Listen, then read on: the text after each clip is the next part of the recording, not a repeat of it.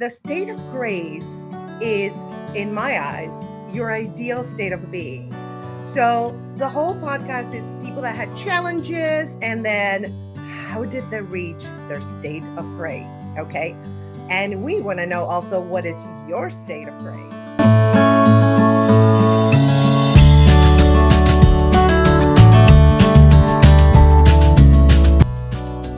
So I invited you because I love you and you're always a great guest and we have so much fun. And, one of the things I ask my guests is like, well, have you had any dramatic challenges in your life? And this is what you replied. I'm a lucky guy, cis male, white boomer, but had the usual career challenges. So tell me, why do you consider yourself a lucky guy? Simply when I was born. I was born at the peak of the baby boom, 1957. More babies born that year than any industry. And the world was served us because there were just too many of us. And so it had to cater to us. And also, it was a time of economic prosperity in the United States. Right. And my parents, who were not, my dad was a very smart dude, but he didn't go to 4 years of college. My mom was a nurse. She went to nursing school, but they could have a middle-class life and raise us without having to they had no inherited money or anything like that. And so I was able to get a top-notch education just because of when I was born. And being white and being a guy didn't hurt either. And so that's why, I actually feel if I was a millennial, can I curse on this or not? Use if I was a millennial, yes. I would say to me, go F yourself, boy. Yes. Because here's another thing that brought it home to me. Yes. I was, I'm in the Writers Guild. We were on strike all last spring and summer and into the fall.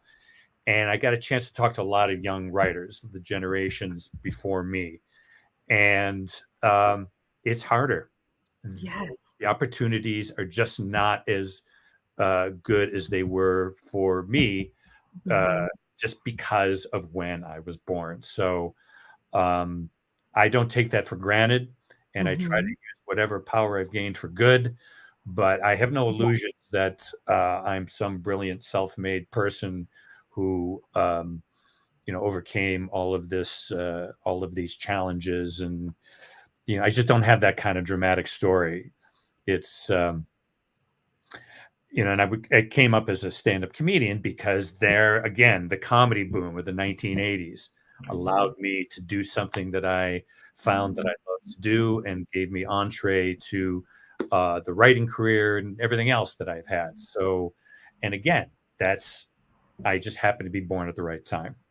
That's amazing. I think that boomers had it very much easier, much easier than even Gen X. I think I'm Gen X. I think you guys had it much better than we did. I think we were in the middle, not as bad as millennials, but kind of, you know. Yeah, you got the tail end, and I'll give you an example of when I was talking to these young writers, and the whole industry now is centered around streaming. We did 210 episodes of Everybody Loves Raymond over 9 years. Wow. And today, if you're on a successful show that streams, you're maybe doing 4 seasons, 24 episodes total, 6 a year. And, and the residuals are just not the same either. So we used to do 24 to 26 episodes a season, when one season from June till the end of March. There you could be 4 years and only do 24. So it's, the opportunity to make money at the way we were able to do it in my era, which was basically the 90s sitcom boom, again, another boom. Yeah. And it's, the stand-up comedy boom of the 80s, the sitcom boom of the 90s, all of that is related demographically to the baby boom of the 50s and early 60s. And so that's that. Wow. Yes, Everybody Loves Raymond was from 1996 to 2005. I remembered watching it with my family when I was younger. Yeah. Yeah, and what's interesting about that, again, speaking to young writers on the strike line, we met this young writer who's, he's probably in his late 20s, early 30s. And he said, my parents used to watch that show and I didn't get it. And then I got married and had kids, and it's genius. So it's still on. Yes. And so an audience is growing into it. The people who are too young to really relate to it before are now relating to it, and that's what's made it endure. And it's lucky again for me. What do you want to be known for? What are you writing my obituary? Kind of. What would I want to be known for? I don't know that I need to be known for anything. Nice. I like that. No ego. Well, yeah, there's ego in it, but it's like, for instance, working with Ralph Nader. Yes. When he ran in 2000 and people were mad at him because they thought he cost Al Gore the election and all that bullshit, which isn't true. I asked him about his legacy, because that's what a lot of the commentators were talking about. He's destroying his legacy. And he says, yeah, that's right, Blue Horseshoe. It's always lighting. My skin is not this dry. Right. And he says, what do I care about my legacy? I don't care about my legacy. He says, what are they going to do? Tear seatbelts out of cars? They're not going to do that. That was his legacy.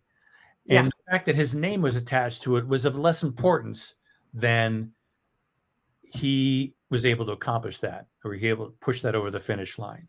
And so I think about that with a lot of things that, I don't need my name. I didn't need my picture up in the comedy clubs, because I always had this feeling that people eventually going to say, who the hell is that? And who's that old, that picture that's kind of curling now, and it's kind of brown and yellow. And I didn't need that Dorian Gray thing happening in a comedy club. Yeah. Have my name on everything, because I knew what I did. So that's all I need to know is I know what I did. So I don't need other people to know anything. What I would like to be known for. You could say the standard stuff. I want to be known as a good father and a wonderful husband. Yeah, a lot of people say that. Yes. Yeah, and sure, of course, that's kind of the least you could do. That's the boilerplate part. But as far as anything else, I think not having to be known for anything. I love that. That's a great answer. Just doing what you do and having influence in life and having your relationship, like, you give advice to somebody, you mentor somebody. I don't need to be known for that. I know what I did. They know what I did, and they can appreciate it or not, but it doesn't matter, because I felt good doing it. It felt like the right thing to do. Yes. So that's how I would answer that question. I hope it's not a non-answer. That's the best answer. I love that answer. It's like total ego death. Yeah, I guess there's something vaguely Buddhist about it. And I don't really know anything about Buddhism or Zen. I don't know what it would be, but I'm old enough now to have come to that realization. And it doesn't matter, right? I used to think, when I was doing stand-up in New York, I lived in Queens. I would take the subway into the city, and there was always movie posters in the subway, and they were always changing depending on whatever movie was going on. And I remember thinking, and I did this as kind of a throwaway joke, that, one day maybe I'll get my picture on a movie poster in the New York City subway system, but then I would be afraid that somebody would draw a dick on my face.